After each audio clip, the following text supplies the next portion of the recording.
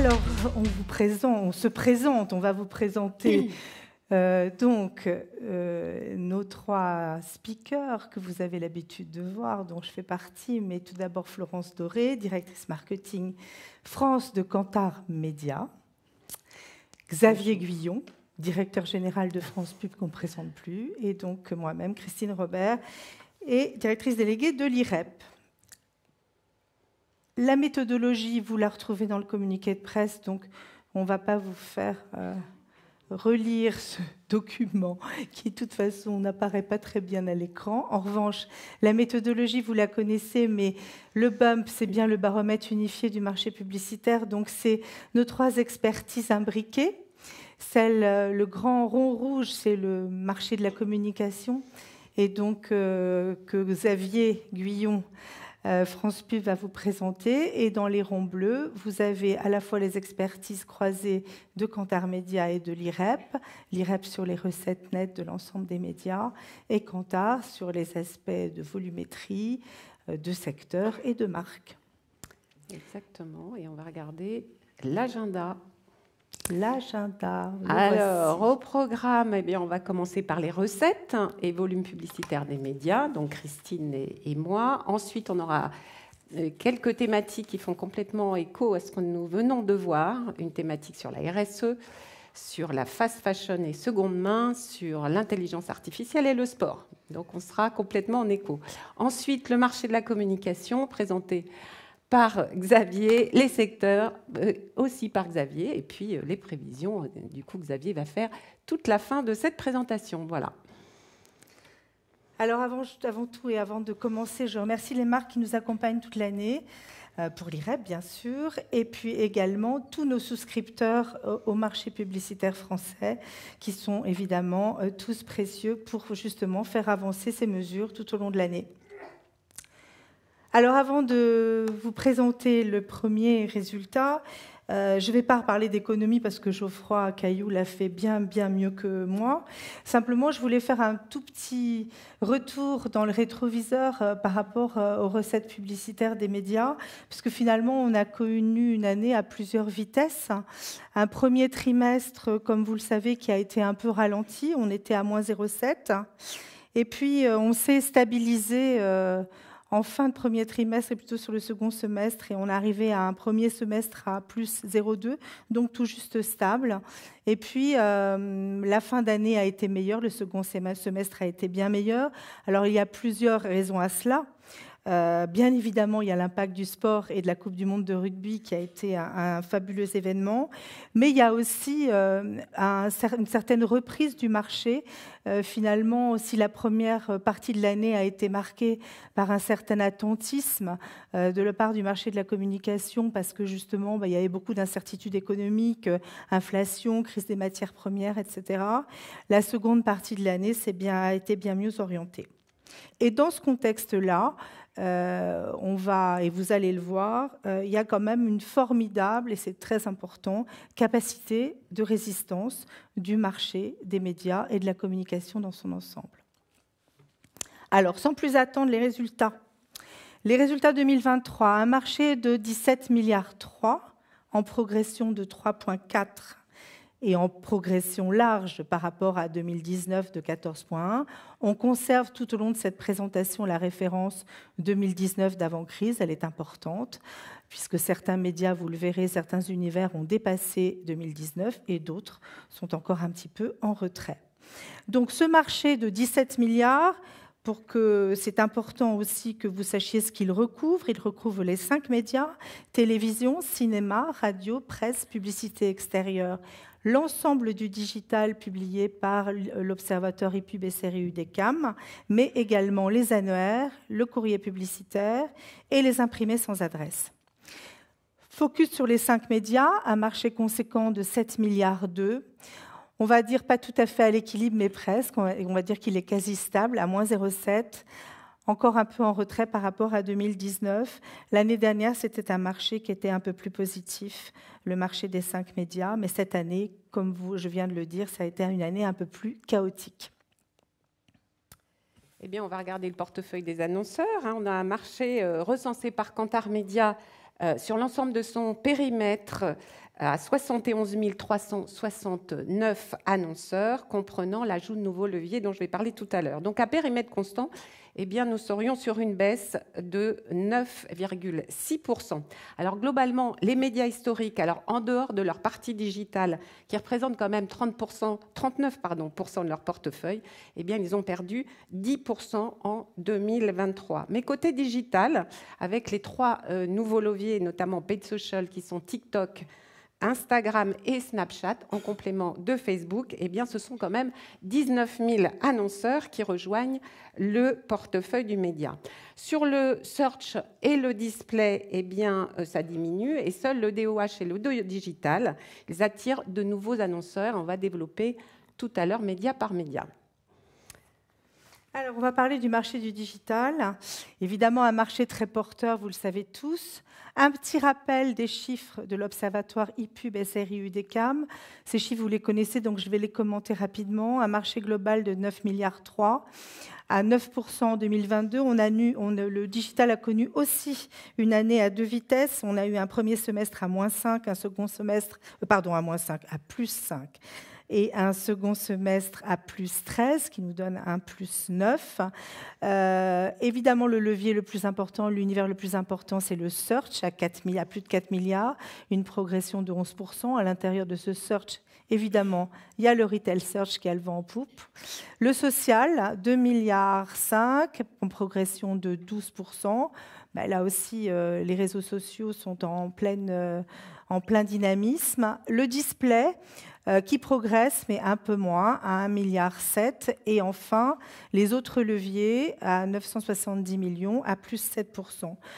Dans l'ensemble de ces chiffres, il faut quand même soulever et souligner surtout quelque chose d'important, c'est que 68% de ces recettes proviennent du fameux trio GMA, Meta, Amazon et Google, et que c'est eux qui poussent et qui contribue à 80% de cette progression. Alors venons-en maintenant aux chiffres du digital média que nous mesurons depuis de nombreuses années maintenant, depuis plus de 5 ans. Pour la télé, la radio et la presse, c'est un marché de 629 millions d'euros, en hausse de 4,6, évidemment, qui a largement dépassé 2019. C'est un marché d'ailleurs depuis 5 ans, donc depuis 2019, qui a pris 4 points. Donc c'est un marché qui ne cesse évidemment de progresser. L'ensemble des médias se digitalisant de plus en plus. Digitalisation, c'est un autre mot. Alors, les 2 formats phares que l'on suit maintenant depuis 1 an et qui ont les 2, évidemment, le vent en poupe, à l'intérieur du digital média. L'audio digital, 35 millions, donc c'est encore un petit marché. Ici, c'est le digital audio pour la télévision, la presse et la radio, en forte progression, puisque c'est plus de 21%. Ce marché, aujourd'hui, il représente 5% du digital média, un marché beaucoup plus conséquent. Le digital vidéo, 787 millions, là aussi des fortes progressions à 17,3%. On les a mesurés tout au long de l'année. C'est un marché conséquent puisque sur les recettes de ces 3 médias, ils représentent 46% du digital média. Et maintenant, si l'on y ajoute à ce digital télé, radio, presse, le DOH, donc le levier digital de la publicité extérieure, qui est extrêmement dynamique, comme on le reverra tout à l'heure, c'est un marché de près de 900 millions. 897 exactement, en progression de 8,1 et évidemment très au-delà de 2019, à près de 40%. Alors, le portefeuille du digital, tout à l'heure, je vous ai annoncé un peu plus de 71 000. Donc, si on regarde le portefeuille du digital, c'est quand même 80% des annonceurs qui utilisent ces leviers. Et même sur les 56 856 annonceurs, eh bien 76 n'utilisent que des leviers digitaux. Alors c'est le paid social, hors le retail, qui est le plus grand vivier, avec 32 886 acteurs. Alors en ajoutant les 3 leviers dont je vous ai parlé tout à l'heure, eh bien nous avons un portefeuille du média qui a plus que doublé. Et c'est quand même, si on était à périmètre constant, on serait de toute façon sur une tendance très positive, on serait quand même à plus 7,5%. Le DOH, dans son format vidéo, qui est très prisé des annonceurs, et l'audio digital, eh bien, ils augmentent fortement. Une petite baisse légère sur le search, une baisse de 260 acteurs sur le search, un petit peu également sur le display. Et puis, quant à l'IPTV Replay, dont on ne mesure pas encore tous les achats programmatiques dans notre veille Kantar Média, eh bien, la baisse est également légère. Alors, on va faire maintenant un petit focus sur le paid social. Donc, on va s'attarder sur nos 32 886 acteurs.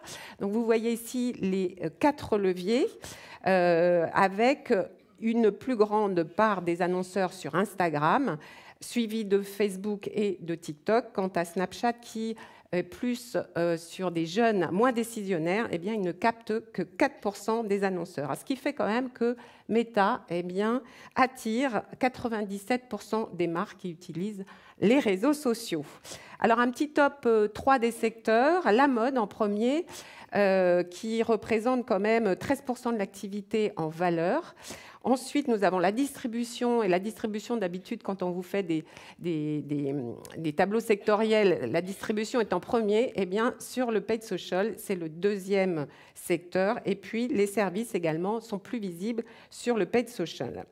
Alors, dans le top annonceur, le top 3, vous voyez quand même 2 distributeurs, Amazon, un de la fast fashion dont on parlera tout à l'heure et qui quasiment ne fait que du digital, c'est pas quasiment, mais quasiment que du paid social, un petit peu de digital, et puis Orange.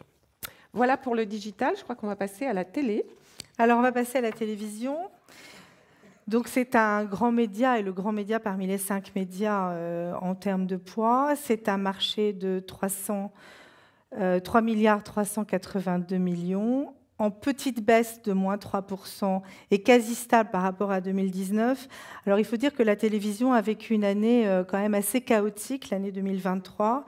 Elle a démarré avec un fort ralentissement à la fois sur le premier trimestre et sur le premier semestre, puisqu'on était autour de moins 7%.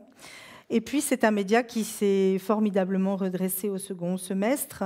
L'attentisme du marché est passé, en tout cas relativement passé, et on a évidemment eu l'impact pour le média télévision, entre autres, il n'y a pas que pour le média télévision, mais de la Coupe du monde de rugby. Alors, si on veut juste faire un petit focus sur cette année par rapport aux différents leviers du média télévision, l'espace classique, qui pèse encore pour la plus grande part à 82%, est en retrait. Le parrainage également. Seul le digital progresse cette année à plus de 15%. Et si on se compare à l'année 2019, le digital est évidemment très au-dessus de l'année 2019 à plus 76%. Et le parrainage l'est aussi. Alors, je vais passer la parole à Florence, qui va nous en dire plus maintenant. Sur les volumes publicitaires de la télévision, qui sont en légère hausse. On est à plus 1,8% grâce à un très bon troisième trimestre qui affichait un plus 13,7%. Alors, ce sont des volumes qui sont positifs et Christine vient de parler de recettes négatives, ce qui veut dire que les campagnes, probablement, étant un peu mieux négociées. Alors, nous notons toutefois des différences entre les types de chaînes. Les chaînes nationales qui captent à elles seules 83% de la pression publicitaire en télé, eh bien, elles augmentent de 2%. Les chaînes thématiques qui représentent 7% de la pression pub, eh bien, augmente de 1,4%. Et les plus fortes progressions, eh bien, elles viennent du parrainage à plus 8,2%. Alors, la prochaine fois, on aura l'occasion de rajouter une vingtaine de chaînes locales qui vont nous permettre de voir comment les annonceurs locaux et nationaux, d'ailleurs, vont intervenir sur des médias de proximité en télévision. Et puis, on reste sur la télévision, voilà, au niveau des annonceurs. Alors, si on compte les chaînes, leur site et le replay, eh bien, ça fait 6 379 annonceurs au total, 2 991 pour la télé linéaire, 1 952 pour l'IPTV replay. Et sur les sites des chaînes, eh bien, comme les formats vidéo très prisés sur le display sont moins chers que sur les grands écrans, eh bien, nous avons quand même 4 421 annonceurs sur le display. Alors, ce qui fait que la moitié des acteurs du display sont exclusifs, alors que sur l'IPTV replay, ils ne sont que 7%. Et puis dans le top 3 annonceurs, eh bien, vous avez Procter & Gamble, vous avez McDonald's et Ferrero, et seul Procter est en progression sur la période, enfin toute l'année 2023, sur l'ensemble de ces leviers de la télévision. On va parler de cinéma maintenant. Donc, le cinéma reprend à chaque fois des couleurs. On a intitulé ça « L'ascension continue » parce que c'est la réalité. Depuis que le cinéma a retrouvé sa normalité, et d'ailleurs on est dans une belle salle de cinéma aujourd'hui, l'Arlequin, on a une belle progression de 30%. C'est un marché de 82 millions. Donc, sa ligne de flottaison, quand il est bien rempli, on va dire, c'est autour de 100 millions. Donc, il y a encore une petite marche à monter. On est à moins 17,3 par rapport à 2019. Alors, on regarde toujours évidemment les chiffres du CNC, puisque les chiffres des recettes publicitaires du cinéma sont très corrélés aux entrées, bien évidemment.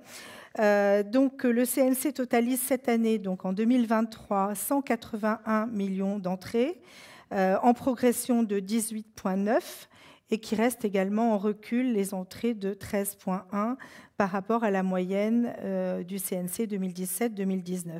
Alors en 2023, juste là aussi pour regarder un peu dans le rétroviseur, on a eu des très beaux films.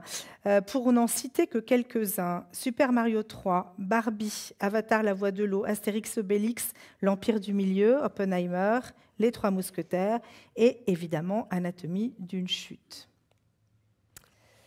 Alors oui, c'est vrai que dans un monde où capter l'attention devient une priorité, le cinéma, eh bien, il joue une carte maîtresse. On a 275 annonceurs sur l'année 2023. Alors certes, c'est un portefeuille où il manque 63 annonceurs pour retrouver les volumes de 2019, mais on a une belle progression. On est à 14,6% et on peut dire que dans les médias historiques, hors digital, eh bien, c'est le seul média qui a progressé. Donc bravo.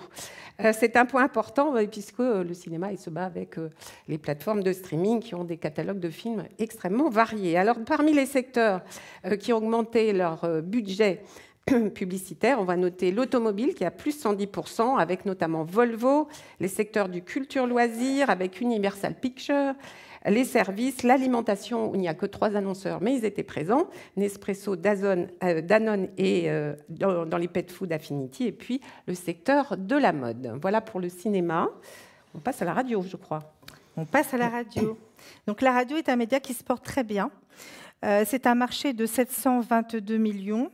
C'est le seul grand média à progresser, enfin c'est un des seuls grands médias à progresser, il y en a un autre, vous allez le voir dans quelques instants, à 3,1% et il dépasse son niveau de 2019. Alors je rappelle ici pour les chiffres de l'IREP que la radio sur le bilan annuel est mesurée non seulement pour les radios nationales mais également pour toutes les radios locales et les déclinaisons locales des radios nationales ainsi que l'Île-de-France et bien sûr le digital.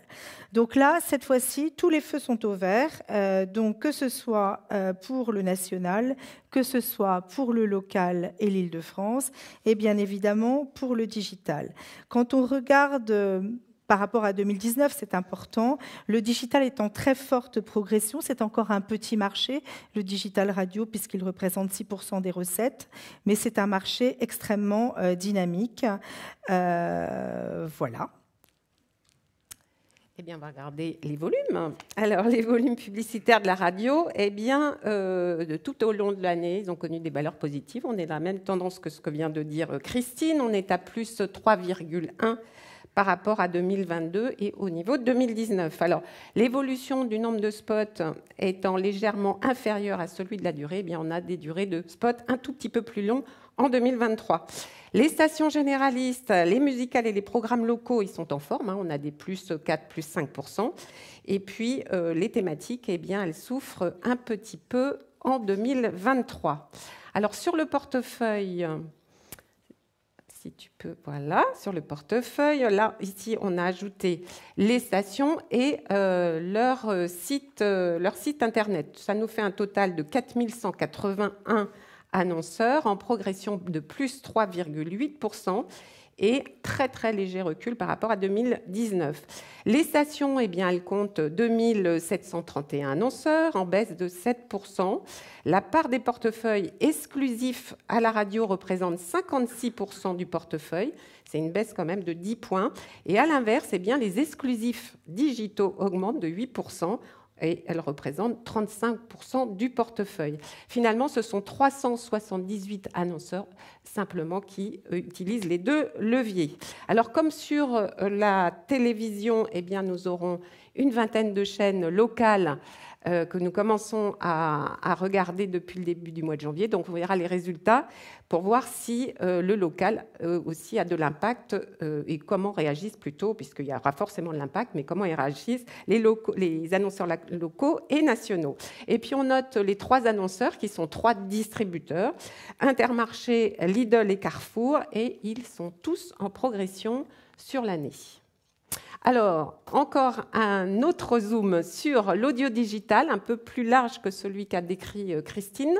Donc là, vous voyez tous nos partenaires, puisqu'il s'agit d'un baromètre avec un certain nombre de partenaires. Nous en avons ajouté 2 cette année, Acast et Prisma Media Solutions.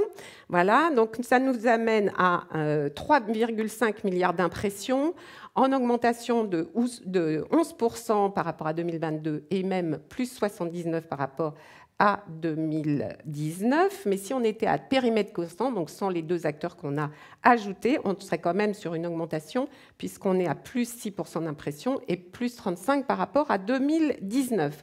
Alors sur le portefeuille, 1763 annonceurs sur un périmètre assez large, eh bien, le média affiche une progression de 62% et à périmètre constant, nous serions quand même à plus 57%. Et puis parmi les annonceurs, eh bien, vous les voyez affichés, ce sont encore des distributeurs, toujours et encore, Leclerc, Intermarché et Auchan. Voilà pour la radio. On va passer à la presse. Tout d'abord, l'ensemble des univers de presse est un marché conséquent d'1,749 milliard, en petite baisse à moins de 7 par rapport à 2022, mais qui reste assez éloigné de son niveau 2019. Donc la presse souffre un peu, même si on a vu un redressement sur cette fin d'année 2023. Si on regarde les leviers que nous étudions pour les univers de presse, c'est-à-dire la publicité commerciale, les petites annonces et le digital, les 3 leviers sont en légère baisse cette année dans leur globalité, bien sûr. Si on regarde en revanche le digital par rapport à 2019, c'est un marché qui progresse bien et on sait que la presse est très fortement digitalisée puisque ça, dans son ensemble, ça représente plus de 19% de ses recettes nettes. On va regarder chacun des univers médias parce qu'ils se comportent finalement assez différemment et on a des évolutions contrastées selon les univers. On a la presse quotidienne nationale ici qui est un marché de 194 millions, on va dire quasi stable, et c'est un marché et c'est un univers qui progresse bien par rapport à 2019. C'est le seul d'ailleurs qui progresse par rapport à 2019. Cette année, les leviers qui restent en retrait sont la publicité commerciale et le digital en très léger retrait. Ce sont les petites annonces qui ont eu un beau score cette année et qui dépassent non seulement l'année 2022, mais également largement l'année 2019. La presse quotidienne régionale est en léger retrait cette année, un marché important de 497 millions. En petite baisse, c'est une baisse très contenue, de moins 1,7, mais en baisse plus accentuée par rapport à 2019. Cette année, seule la publicité commerciale est en léger positif, à plus 0,6, alors que les petites annonces et le digital affichent une petite baisse. On fait toujours un petit focus sur le local et l'extra-local, puisque finalement, au niveau de la presse quotidienne régionale, il y a aussi des campagnes qui sont extra-local, donc davantage national.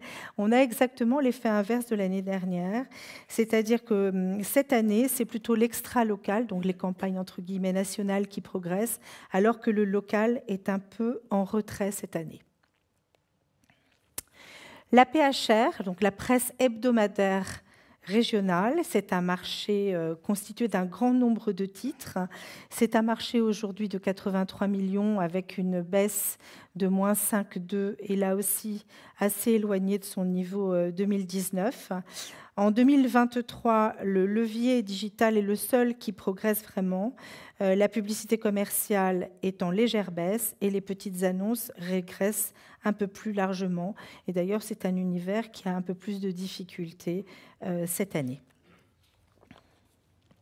La presse magazine, donc un univers qui regroupe l'ensemble des titres de presse magazine à 551 millions d'euros, en baisse là aussi assez contenue de moins 4,1, mais en baisse plus accentuée par rapport à 2019 de moins 15%. Cette année, c'est un marché qui souffre un peu, puisque aucun des leviers ne progresse, que ce soit la publicité commerciale, les petites annonces ou le digital dans son ensemble.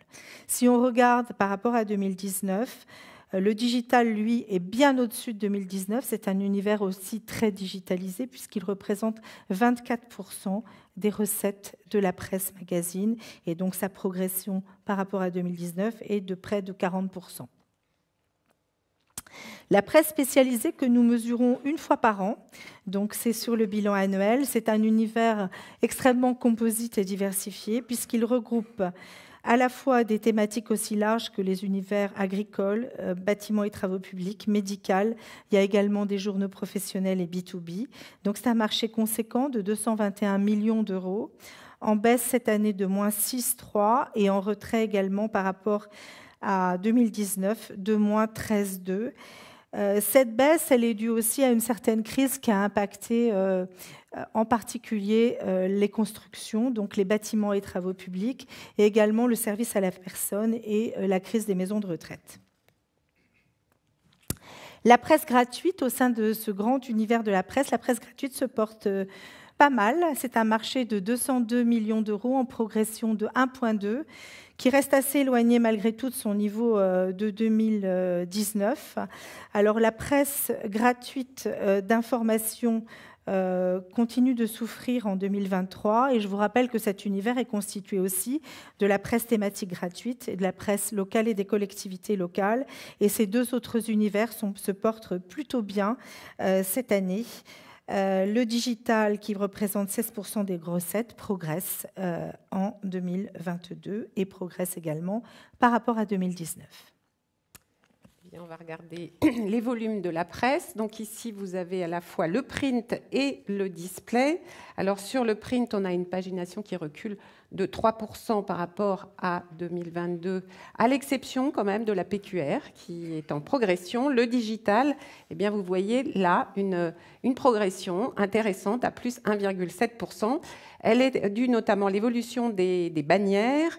On a un léger repli sur les vidéos in stream et on a une belle progression sur l'habillage de pages. Voilà ce qu'on peut dire sur les volumes. Et ensuite, sur les annonceurs, eh bien, nous avons 30 877 annonceurs pour la presse, comprenant le print et le display. Alors, c'est le plus gros portefeuille des médias historiques, on va dire, et assez proche, finalement, des médias du paid social dont on a parlé tout à l'heure. Donc, sur la partie print, eh bien, 20 620 annonceurs.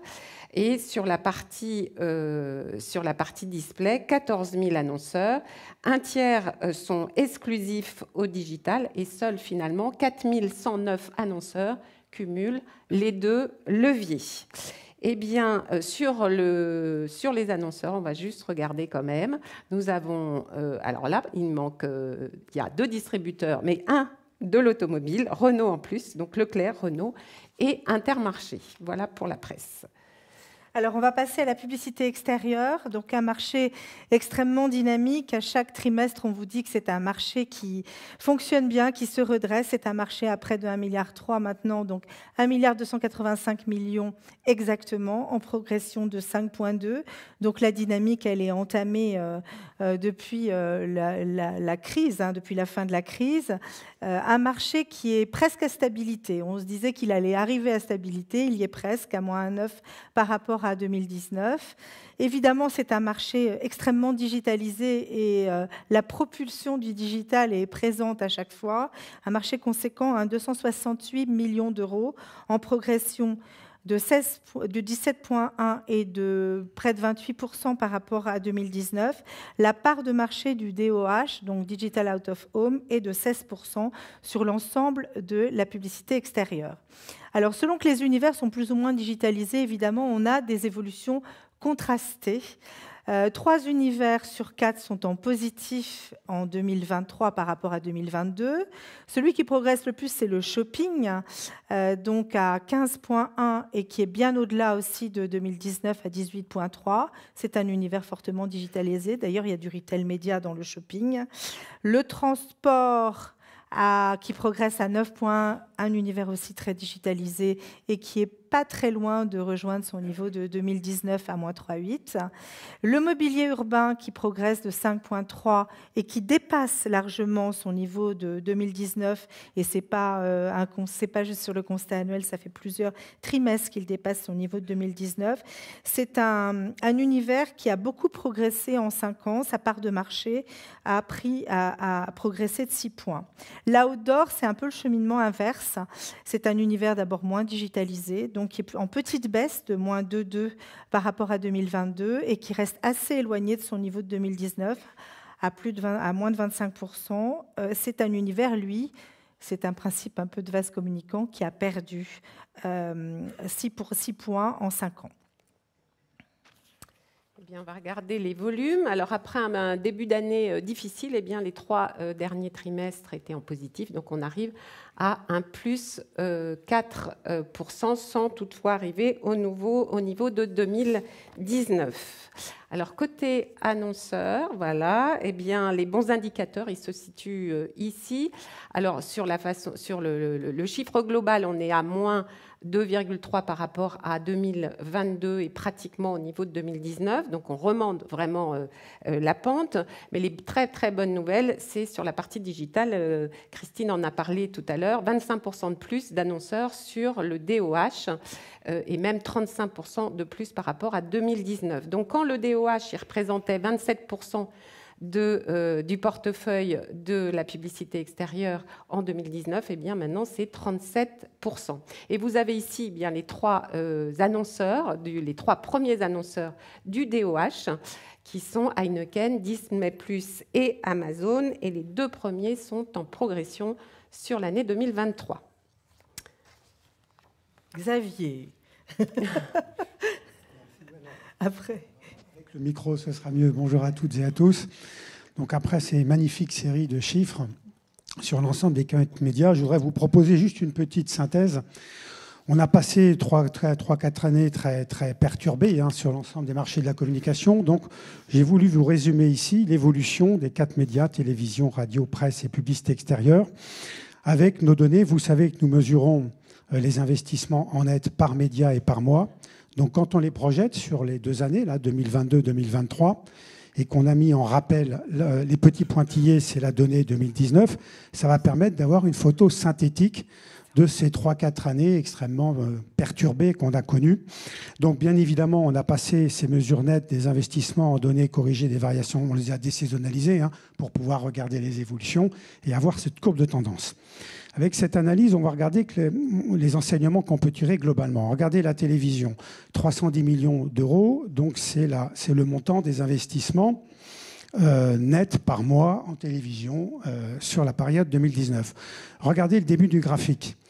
En fait, la télévision, dès 2021, avait retrouvé et largement dépassé ses niveaux d'avant-crise. Regardez, les chiffres sont beaucoup plus élevés, 348 millions d'euros nets. Voilà, on voit bien, vous vous rappelez tous de la baisse à l'été 2022, mais regardez le phénomène intéressant derrière. C'est qu'avec ce type d'analyse, on s'aperçoit qu'après, on reste sur des niveaux de volume d'investissement net qui sont stables et relativement constants sur toute la période. Alors c'est sûr que deuxième semestre 2022, premier semestre 2023, on a vu des baisses, mais quand on regarde le niveau net d'investissement, on est sur une tendance qui s'est totalement stabilisée sur la période 2023. Regardez la radio, même type d'analyse, 62 millions d'euros d'investissement net en 2019. Là, on a le même résultat que la télévision, en fait, en termes de profil sur l'ensemble de l'année 2023. Mais c'était beaucoup plus constant en fait, sur l'année 2022. On a l'impression de tirer un trait. Hein, voilà. Mais du coup, le résultat est le même sur l'année 2023. Une stabilité, une constance des investissements, du dynamisme des investissements sur tous les mois de 2023 pour arriver à cette stabilité par rapport à 2019. Profil pareil de la publicité extérieure, où vous regardez que sur la période, les 2 semestres 2023, on est autour des valeurs de 2019. Hein. Alors, par contre, là, le rattrapage a été beaucoup plus tardif, comme vous le voyez, en fait. Hein. On a commencé à rattraper début 2023. On était encore très légèrement en deçà des valeurs de 2019. Et au deuxième semestre, on a même très légèrement dépassé les valeurs de 2019, ce qui nous fait un marché à peu près pratiquement. Alors une très grosse progression par rapport à 2022, mais en fait c'est le même constat que sur les 3 autres médias, c'est que sur l'ensemble de l'année 2023, on est sur une constance et une remise à niveau et une continuité des niveaux d'investissement et du dynamisme des marchés. Donc le marché se restabilise en fait sur l'ensemble des 3 médias, sur l'ensemble des valeurs mensuelles 2023. Pour la presse, c'est un petit peu différent par rapport à 2019. On est sur le même constat de stabilisation, mais à un niveau qui reste de l'ordre de 15% en deçà donc des valeurs de 2019. Et mes excuses pour nos amis du cinéma, je n'ai pas mis leur graphique puisque le volume de marché ne me permet pas de calculer compte tenu des effets de cut, des variations mensuelles, mais on est assez proche du profil de la publicité extérieure avec le rattrapage qui a été plus tardif. Voilà, je vous retrouve tout à l'heure pour le marché de la communication. Dans quelques minutes. Donc, on va maintenant parler des annuaires et des médias courrier publicitaire et imprimé sans adresse. Donc, les annuaires, c'est aussi un marché qu'on mesure une fois par an. Alors, c'est un marché fort, puisque c'est 406 millions d'euros, mais c'est un marché qui a une tendance baissière et continue, bien qu'il soit assez digitalisé. Donc, c'est un marché qui régresse cette année de 7,9 et qui est très en retrait par rapport à 2019, à moins 33%. À l'intérieur de ce marché-là, il y a des annuaires généralistes que vous connaissez tous, puis il y a aussi des annuaires spécifiques dédiés à l'habitat, à la pharmacie, etc. Que ce soit le papier, donc le print ou le digital, les 2 leviers sont en baisse cette année. Le courrier publicitaire maintenant, donc un marché important de 602 millions d'euros, en baisse assez contenue de moins 7,4 sur le bilan annuel. Parce que souvenez-vous qu'aux 9 mois, on avait fait ce bilan et ce marché était plutôt à moins 9%. Donc une capacité de rebond assez forte, même si c'est un marché qui reste en retrait par rapport à 2019 à moins 28%. La capacité de rebond sur la fin de l'année, c'est à la fois des effets Black Friday, fêtes de fin d'année, etc. Mais malgré tout, c'est un marché qui subit assez fortement, évidemment, le retrait de certains acteurs de la distribution, comme vous le savez, mais aussi de la vente à distance. Un constat similaire, mais plus accentué pour les imprimés sans adresse. C'est un marché de 406 millions d'euros. Là aussi, un marché conséquent, mais pour le coup en forte baisse cette année. À moins 16% et très éloigné de son niveau de 2019 à moins 32%. Donc c'est un marché tendanciellement qui baisse et pourtant on a un segment digital extrêmement dynamique à 58 millions et qui progresse chaque trimestre un peu plus. Donc là on est à près de 60%, mais cette progression ne permet pas de compenser malheureusement la baisse due de la même manière à la désaffection, en tout cas au changement de stratégie, on va dire, des grands retailers. On subit aussi de plein fouet, ce marché subit de plein fouet l'arrêt des grands retailers et puis de Leclerc, puisque vous le savez, Leclerc s'est arrêté au mois de septembre. Voilà. Donc, on va faire un tout petit récapitulatif de tous ces chiffres. J'espère que vous n'êtes pas trop assommés, parce que ce n'est pas fini, il y en aura d'autres. Sur le marché global donc, des médias par rapport à 2022, eh bien, sans surprise, vous avez ici donc, les médias qui progressent, le cinéma, tous les médias digitaux, la radio, et puis en retrait assez contenu, la presse, la télévision, le courrier publicitaire, les imprimés sans adresse et les annuaires. Si on regarde la photographie de ces mêmes résultats, donc sur un marché global qu'on a mesuré à plus 14% par rapport à 2019. C'est principalement évidemment les leviers digitaux qui remportent cette croissance, avec une petite croissance là aussi pour la radio, la télévision qui est quasiment à l'équilibre, la publicité extérieure également, et puis les autres univers qui souffrent un peu plus, comme la presse, à près de moins de 15%, le cinéma, qui va rattraper son retard, mais qui n'y est pas encore, et les médias d'adressage. Au sein de ces univers-là, il y a, par rapport à 2019, des univers qui sont en positif, comme on l'a vu tout à l'heure, la presse quotidienne nationale au sein de la presse, et au sein de la publicité extérieure, on a le DOH, bien sûr, le shopping et le mobilier urbain. Alors nous allons maintenant aborder quelques thématiques qui font écho, comme je disais, à l'intervention de Geoffroy tout à l'heure. Donc la RSE, la fast fashion et la seconde main, l'IA et le sport. Donc on va commencer par la RSE. Alors avec 33 milliards d'euros... 33, pas 33. 33, ce sera tout à l'heure. Voilà, pour les résultats globaux. Donc 3,3 milliards, ce qui est déjà pas mal, mais qui représente 10% du marché, 10,7% exactement du marché publicitaire global, avec une baisse de 6,5%. Alors quand on avait commencé cette veille sur l'RSE, nous étions à 11% du marché. Donc on voit qu'il y a une légère baisse. Alors plusieurs raisons à cette baisse, bien évidemment. L'inflation et la guerre des prix, que certains secteurs ont mis de côté les messages liés à l'écologie. Alors c'est notamment la distribution, qui est pourtant le troisième secteur ou le troisième pourvoyeur des messages RSE. Il est en baisse quand même de 30%.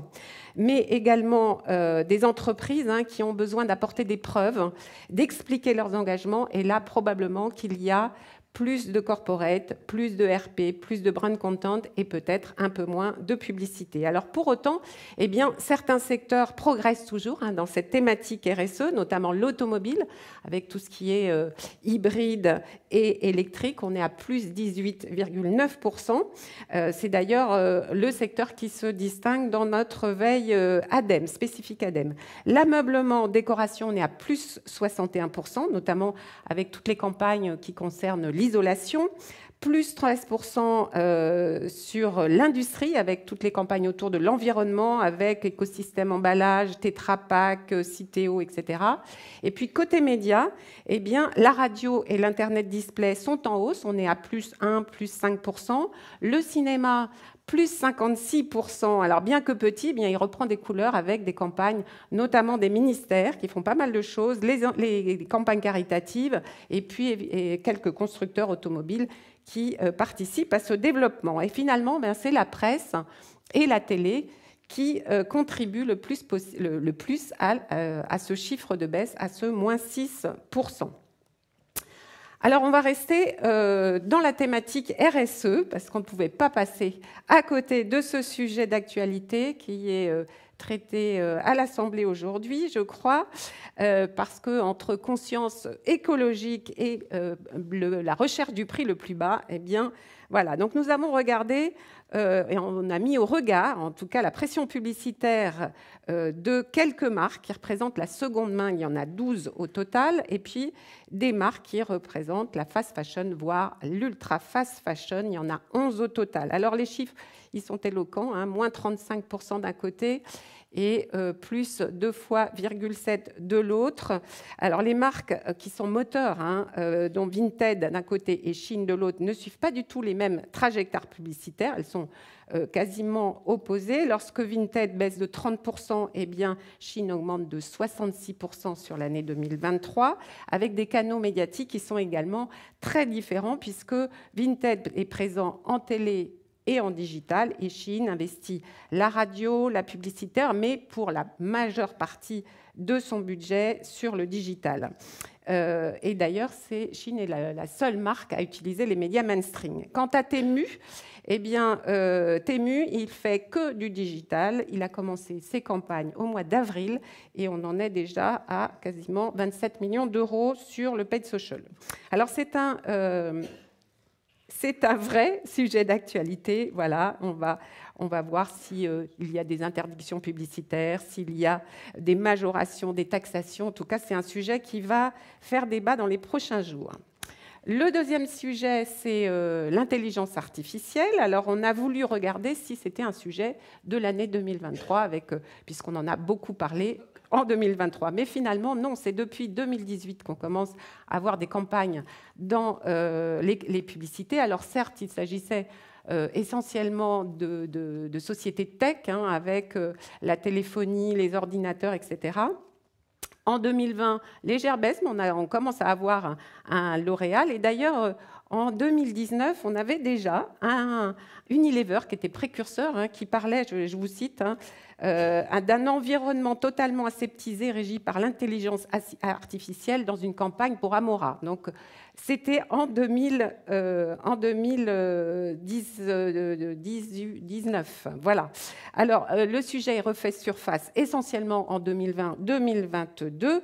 Et en 2023, eh bien, le sujet s'impose beaucoup plus dans des secteurs. Alors, on avait la formation, l'automobile déjà en 2022, mais là, en 2023, on a en plus le tourisme, la distribution sur une centaine d'annonces, soit parce que les images sont gérées avec l'intelligence artificielle, soit parce que l'on va proposer des produits ou des process liés à l'intelligence artificielle. Et puis, on va regarder le sport, qui est notre dernier sujet, puisqu'on ne pouvait pas, sur une année olympique, passer à côté de ce sujet. Alors ici, nous sommes sur la base des nouvelles créations publicitaires qui mentionnent les JO, et pas seulement les JO de Paris, hein, les JO dans leur campagne publicitaire. Alors, lorsque les JO se passent en dehors de Paris, eh bien, assez logiquement, on n'aura pas autant d'annonces, puisque c'est très, très légiféré. En fait, pour annoncer avec JO dans sa campagne, il faut être sponsor ou partenaire. On en a 34 sur les JO de Paris 2024. Donc, ici, vous avez les plus gros annonceurs ou les premiers annonceurs de Paris 2024. Alors, sur Paris 2024, eh bien, les campagnes, elles n'ont pas commencé en 2022 ou 2023. Elles ont commencé en 2014 avec la candidature qui va finalement être annoncée, gagnée en 2016. Dès 2019, eh bien, on a des sponsors, hein, qui prennent beaucoup la parole, enfin qui commencent à prendre la parole. Et finalement, en 2023, eh bien, ce sont 708 campagnes, hein, qui mentionnent les JO de Paris. Eh bien voilà, j'ai fini pour ces petites thématiques et je passe la parole à Xavier. On va terminer sur la vision globale du marché de la communication et donc démarrer par cette bonne nouvelle, puisque conformément aux prévisions publiques nombreux et fidèles que nous faisions l'année dernière dans cette même enceinte, nous avons retrouvé et même très légèrement dépassé le volume d'investissement de communication, donc à 34,1 milliards d'euros, plus 3,7 en 2022, et donc plus 0,7 par rapport à 2019. Nous avons enfin rattrapé et même légèrement dépassé le volume d'avant-crise. Alors ça, déjà, il faut le noter, puisque donc en 3-4 ans, le marché a récupéré le volume. Il faut rappeler que la crise de 2008-2009, il avait fallu 10 ans quand même, hein.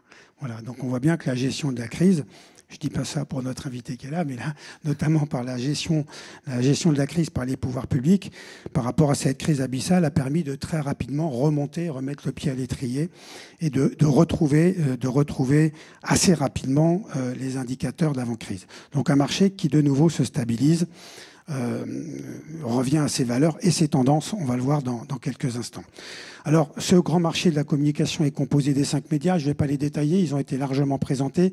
Du côté de la dépense des annonceurs, on est pratiquement sur le même périmètre, puisqu'il y a la création et la rémunération des intermédiaires. Donc, les périmètres sont pratiquement les mêmes, les enseignements sont les mêmes. Au niveau du digital, c'est pareil, on est sur 9,6 milliards, mesuré par les investissements des annonceurs. C'est le même marché, même tendance de fond, plus 40 par rapport à 2019. On est juste un petit peu plus bas, plus 6,1, je tiens à le noter quand même, par rapport à 2022, puisque nous prenons dans la dépense des annonceurs tous les investissements digitaux. C'est tout ce qui est dépenses de communication. On ne prend pas en compte tout ce qui est la rémunération des acteurs du digital qui va être lié directement à la transaction commerciale. Voilà, quand les recettes sont liées à des volumes d'achat ou de vente, on est dans un autre univers parce que sinon tout deviendrait communication. Donc à ce moment-là, ce n'est pas dans le périmètre qu'on suit, donc on est bien sur un périmètre de 9.6 du domaine de la communication. Alors dans le domaine des autres médias, qui pèse maintenant, qui élargit le périmètre qu'on a étudié récemment, à l'instant, pardon, il y a une partie commune qui est le marketing direct, le courrier. Là, on a exactement les mêmes tendances, bien évidemment, de l'ordre de -10, mais elles vont être assises sur une assiette beaucoup plus large, puisqu'on va intégrer, au-delà des frais d'acheminement, on va intégrer la production des documents, la fabrication. Donc, ça rajoute une assiette de 4 milliards sur une tendance de -10. Évidemment, vous comprenez que ça fait très largement baisser. Mais ce marché des autres médias a deux autres composantes. Oui, alors dans le marketing direct, on a également le marketing téléphonique et le street marketing, mais qui pèsent beaucoup moins.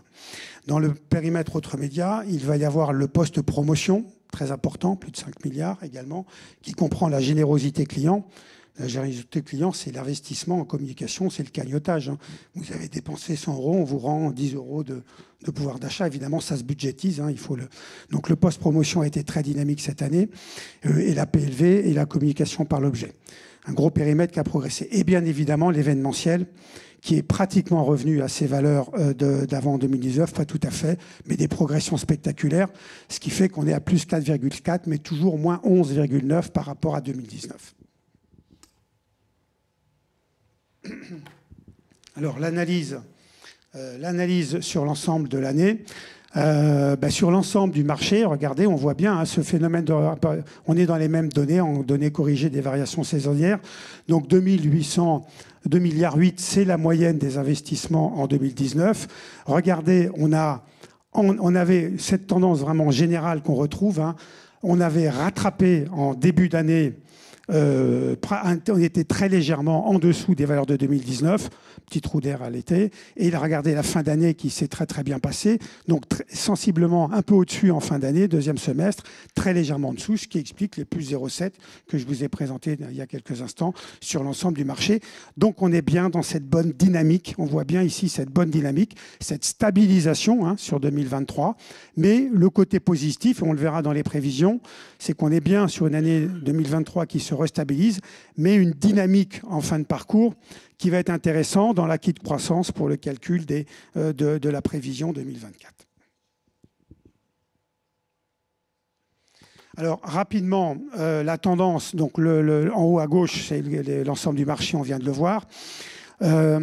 Sur l'ensemble des 5 médias, donc regardez, on est bien, comme on l'a énoncé, toujours à moins 15, on est moins 3,5 par rapport, très légèrement en deçà, c'était pour la presse, moins 15, très légèrement en deçà encore de 2019. Mais le côté positif, si on prend les traits en pointillés un peu plus gros, c'est la projection de la tendance sur 24 mois 2017-2018. Donc ça veut dire que quand on fait cette analyse d'avant-crise, le niveau mensuel atteint sur le deuxième semestre de l'ensemble 5 médias est très légèrement supérieur, sensiblement supérieur, à l'effet tendanciel d'avant-crise, ce qui est un point très positif sur le repositionnement de l'univers 5 médias dans l'ensemble du marché. Sur le digital, regardez, on a connu des variations très importantes, plus 20%, des trimestres à plus 20% sur la période. Et regardez, quand on fait cette analyse sur les pointillés plus importants, sur la fin de la période, on retrouve le niveau de croissance tendancielle à plus 6%. Donc, alors évidemment, l'écart important, plus 40 par rapport à 2019. Mais on retrouve l'effet tendanciel d'avant la crise. Donc, vraiment un marché qui se stabilise. En 2023, on retrouve les volumes, on retrouve les effets tendanciels de chacun des grands univers de la communication.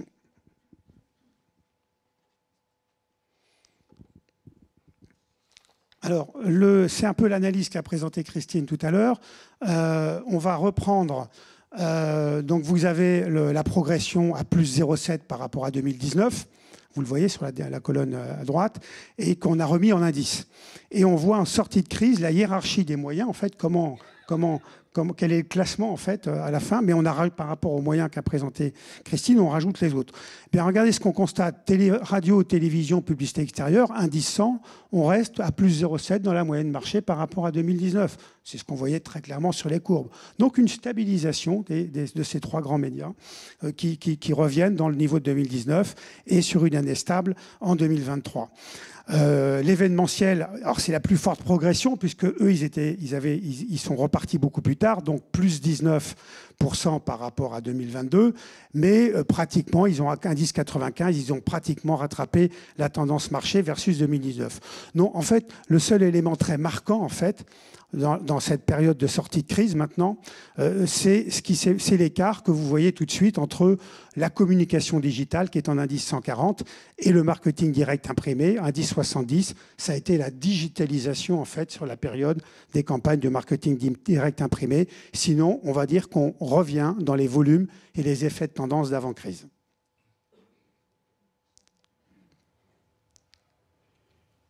Alors, même type d'analyse au niveau des secteurs. Quel est le bilan après ces 3 années très mouvementées de crise? Donc, vous avez toujours, on rappelle, le marché total, plus 3,7 cette année et plus 0,7. Regardez les biens de consommation. C'est clairement eux qui ont emmené le marché cette année, mais ils étaient fortement en retard, puisqu'ils sont en croissance de plus 6,6 et plus 7,3. Donc là, évidemment, c'est le retour de l'alimentation qui avait été très pénalisé pendant la période Covid, retour de l'alimentation et de l'automobile et des transports.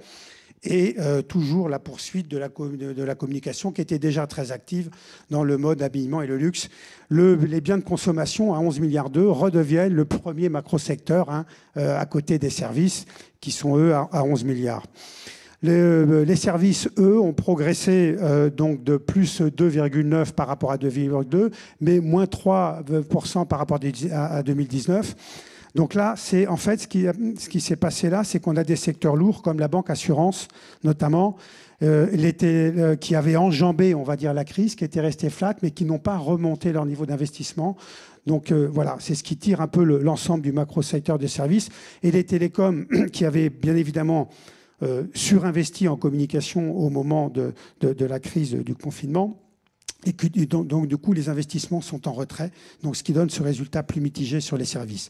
Et la distribution a été extrêmement prudente, vous le voyez, puisqu'on est en légère récession par rapport à 2019, très légère progression en 2022, mais évidemment, sur le périmètre 5 médias et digital, et surtout digital, les investissements se sont envolés. En fait, c'est une économie qui a été faite dans la distribution sur les investissements de marketing direct.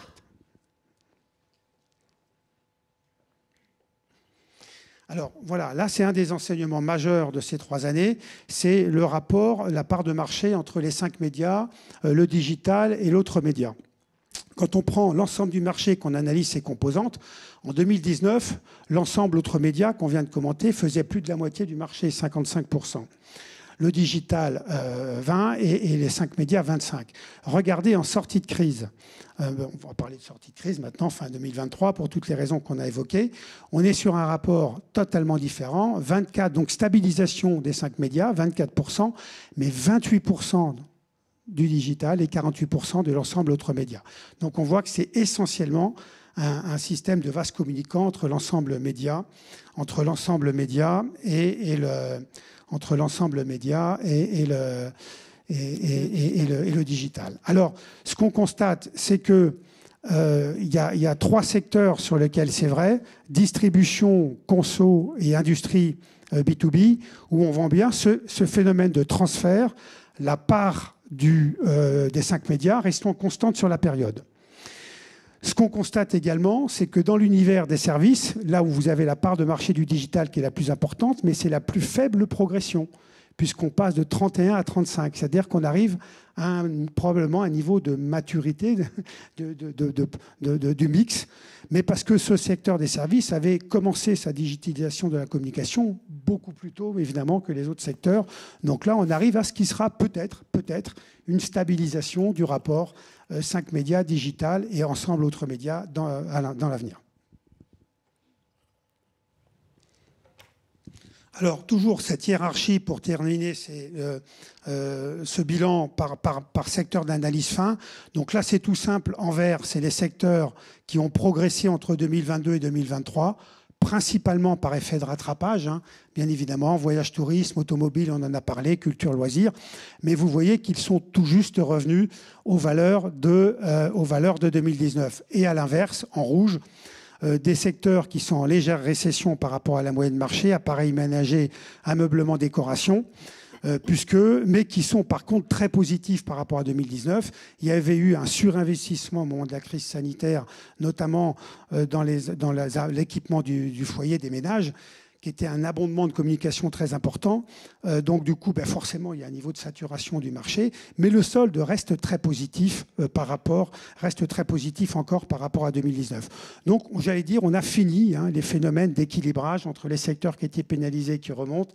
Et voilà, donc un marché qui se rééquilibre. On note quand même, parce qu'avec cette tension sur l'immobilier qui avait été évoquée tout à l'heure, on commence à sentir déjà très, très sensiblement la baisse des investissements sur l'immobilier lié à la difficulté d'obtention des prêts, notamment particulièrement sur le logement neuf pour les primo-accédants. Et là, on voit tout de suite la réaction sur les marchés qui est extrêmement forte. Voilà. Et dernier commentaire qui ne vous a pas échappé à vos yeux experts, mode et accessoires, encore en progression cette année, 103, mais regardez, c'est l'indice le plus fort par rapport à 2019, puisqu'on est en indice 138 sur ce secteur, notamment avec toute l'industrie du luxe qui a énormément porté ce marché.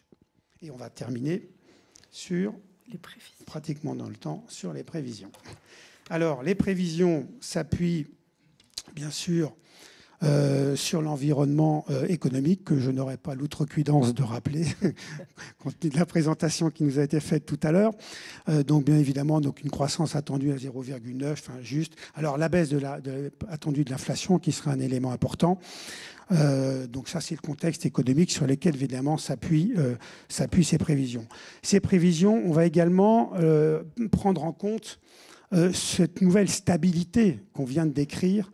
On a retrouvé les volumes, on a retrouvé les effets tendanciels.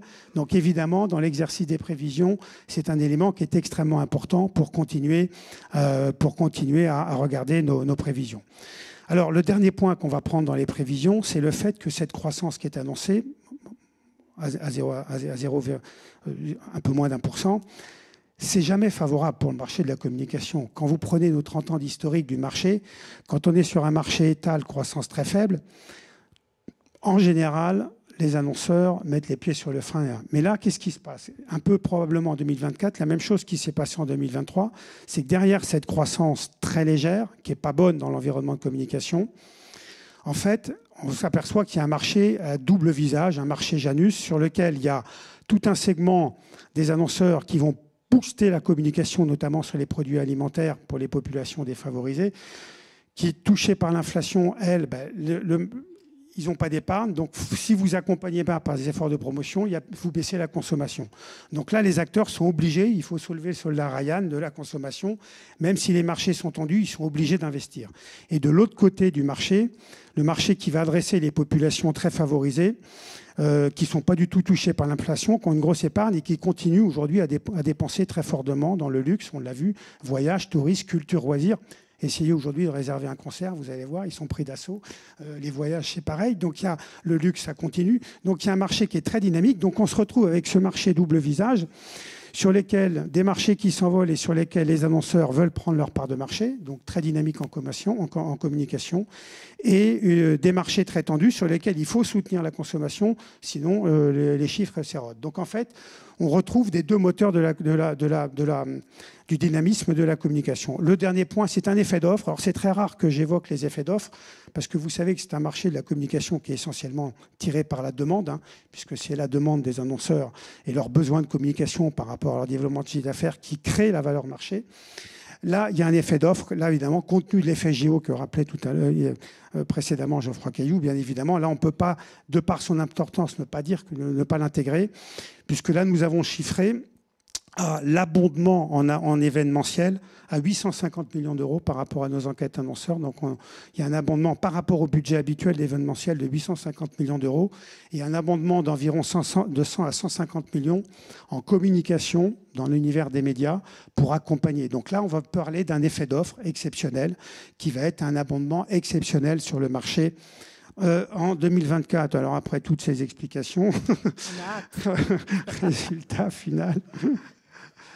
Voilà, donc une croissance attendue de 3,5% en 2023, donc ce qui nous ferait un marché à plus 4,2%, un marché global à 35,2 milliards et l'ensemble 5 médias légèrement positif. L'ensemble du digital, on reste pour toutes les raisons qu'on a vues tout à l'heure sur le même trend, mais donc franchirait la barre des 10 milliards avec plus 5,5.